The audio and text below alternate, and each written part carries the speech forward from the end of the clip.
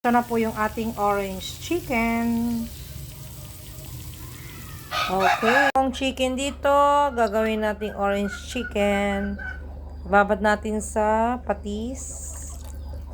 Ayan. Then, vinegar. Mga 15 minutes lang po. Okay. Na rin natin ng paminta. Ayan, sabay-sabay na lang natin to. Then, garlic. Okay. Ayan. Then, lagyan natin ng konting, dapat cold water. Pero since lamig na yung chicken, ito, hindi na siya cold. Konti lang. Ayan. Then, lagyan natin ng cornstarch, konting cornstarch and flour ang ilalagay natin dito. Mix po siya para maging crispy mamaya pag iluluto natin siya.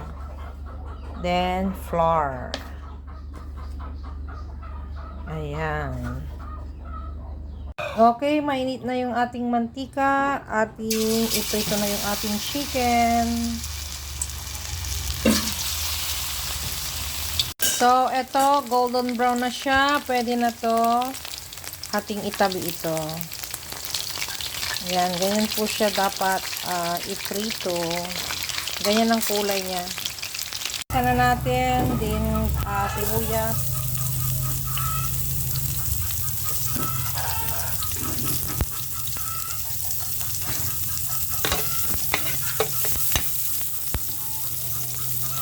Carrots. Nilagay natin yung sweet chili sauce. Then, orange juice. Okay. Na po yung ating orange chicken. Done na po. Luto na po siya. Ayan. Malinam na.